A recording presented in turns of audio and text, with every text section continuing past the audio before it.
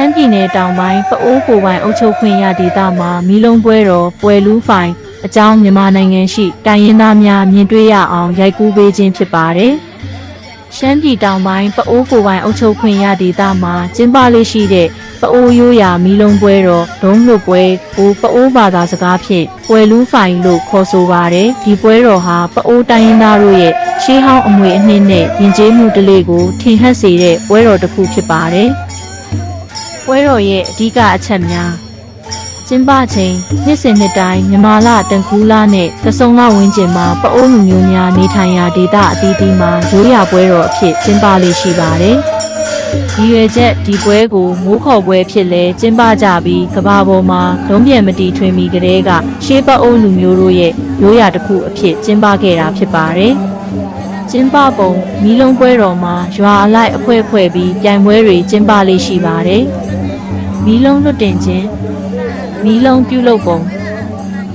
မီးလုံးများကိုရမ်းမှုန်တန်ပြောင်းလဲထည့်ပြီးပြုလုပ်ကြပြီးလက်ရမြောင်းလာတဲ့ပအိုးရိုးရာမီးလုံးတွေဟာစိတ်ဝင်စားစရာကောင်းပါတယ်။ကြံပွဲပုံစံမီးလုံးစင်ကနေအဝေးတနေရာမှာရှိတဲ့မီးလုံးကိုးရဲကိုမီးလုံးကိုဝင်အောင်ရှိုးသွင်းရပါတယ်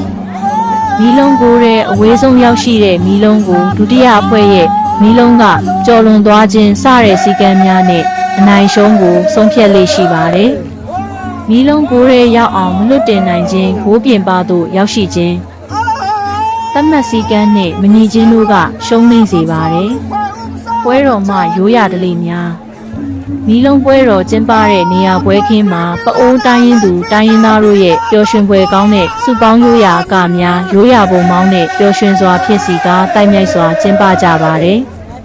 ပအိုးဒေသရဲ့ဒီလိုရိုးရာမီးလုံးပွဲတော်ဟာဒေသခံတိုင်းရင်းသားတွေရဲ့စုပေါင်းညီညွတ်မှုကိုပြသသလိုလာရောက်လေးလာသူတွေအတွက်လည်းအမှတ်တရဖြစ်စေတဲ့ပွဲတော်တစ်ခုဖြစ်ပါတယ်။ဒါကြောင့်ဒီဗီဒီယိုကိုကြည့်ရှုနေကြတဲ့တိုင်းရင်းသားညီကိုမောင်နှမအားလုံးကိုလည်းတစ်ခေါက်တစ်ခါလာလဲပို့ဖိတ်ခေါ်ပါရစေ။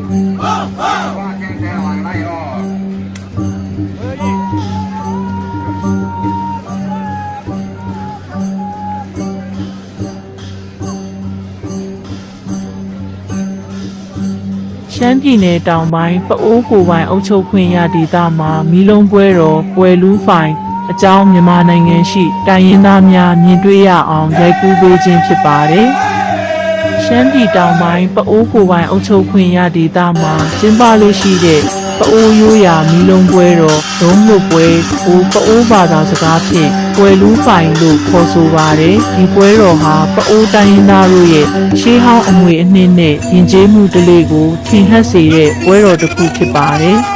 ။ပွဲတော်ရဲ့အဓိကအချက်များ